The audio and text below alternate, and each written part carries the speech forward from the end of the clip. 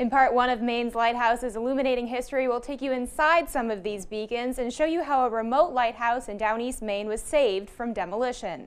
The Maine coast, beautiful, historic, but also choppy, dangerously cold, and rocky. Before modern technology, lighthouses were the primary way to get mariners into harbor safely. The automation of lighthouses from the 1970s onward meant many of the state's beacons were demolished or fell into disrepair. But thanks to local efforts like that of the American Lighthouse Foundation, some of these lights have been restored. Headquartered at Owl's Head Light on Penobscot Bay, the nonprofit was started in 1994 with the sole mission of saving lighthouses. It's important to preserve these lighthouses because we won't build them again. You do not have to be a lighthouse enthusiast to love lighthouses. There's a romance about them, there's a mystery about them. Owl's Head was built in 1825 to guide ships coming into Rockland Harbor. In 1980, the light was automated and for years used as housing for the Coast Guard. The American Lighthouse Foundation took over in the 2000s and now takes care of the lens of Owl's Head Light, and staff say they see about 125,000 people a year. The big thing is we're still making history with these lighthouses, just in a different way. Now, Owl's Head Light serves as backup navigation to GPS, and today mariners can activate the foghorn signal from their own boats.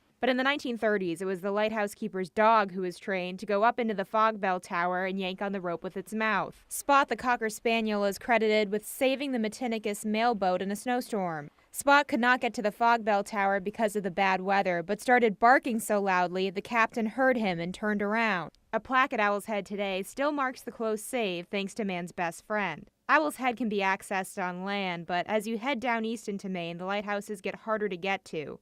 On a remote island, miles off the coast of Cutler, is Little River Light. Once listed as one of the 10 most endangered historic properties by Maine Preservation, the light was scheduled for demolition. And nobody wanted it. You know, the lighthouse was offered to the state of Maine, it was offered to the National Park Service, but every government agency said that the lighthouse was too remote. Starting in 1998, Tim Harrison, who started the American Lighthouse Foundation, and other volunteers not only raised $250,000 to restore the light, but did the hard work themselves. Something made all the more difficult because they had to put in a boat ramp and temporary dock just to get in supplies. By the fall of 2001, Little River was ready to be relit for the first time in decades. But the terrorist attacks of 9/11 delayed that ceremony. As I was watching television and President Bush came on television to speak to the nation, he mentioned that night, he said, America was targeted for an attack because we're the biggest beacon of freedom and opportunity in the world, and no one will keep that light from shining. And I thought after I heard him say that, that's it. So about 4 weeks after the attacks, Little River was relit as a beacon of freedom in honor of the 9/11 victims. That light is still on today, thanks to the American Lighthouse Foundation. Now Little River is open in July and August for overnight stays and private events. And coming up in part 2, hear from a 90-year-old Mainer who was a lighthouse keeper at 4 of the state's lights. Back to you.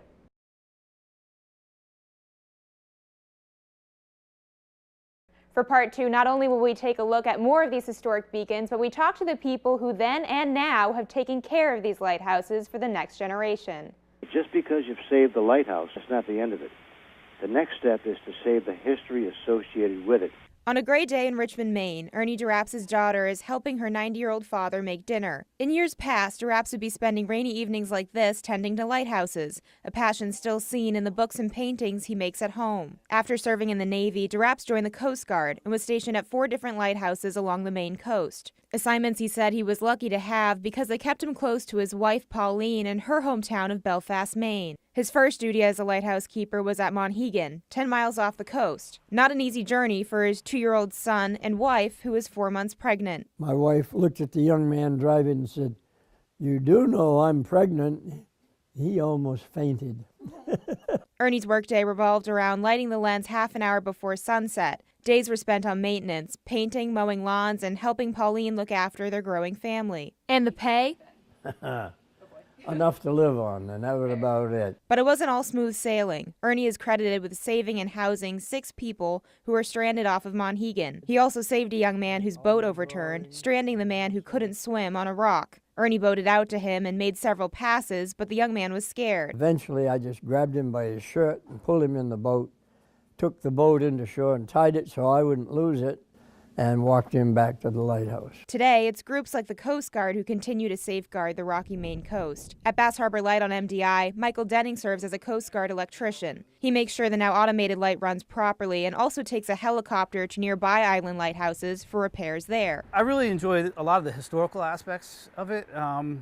It's a fun job. I usually tell people I've got the best job in the Coast Guard because I get to do what I do, and most people tend to agree. Bass Harbor Light was built in 1858 to help mariners navigate the dangerous Bass Harbor Bar. Denning says there are still times boaters come into distress, but now mariners can activate the sound signal from their own boat. While unoccupied now, the keeper's house is still considered active-duty Coast Guard housing. It hurts right here to know that those lighthouses are all falling apart. Back to Ernie, he and his wife ensured that one of their former homes and places of work, Fort Point Light in Stockton Springs, was taken care of for the next generation. Ernie and Pauline helped create Fort Point State Park, still open to the public today. When Pauline passed away about 3 years ago, her family laid her ashes at Fort Point, Ernie and Pauline's favorite lighthouse. Today, it's thanks to private efforts like the DeRaps, the Coast Guard, and the American Lighthouse Foundation that keep these lights shining through the storm. Our watch, like the keepers of old, different kind of watch, but it has no end, and we're glad it doesn't.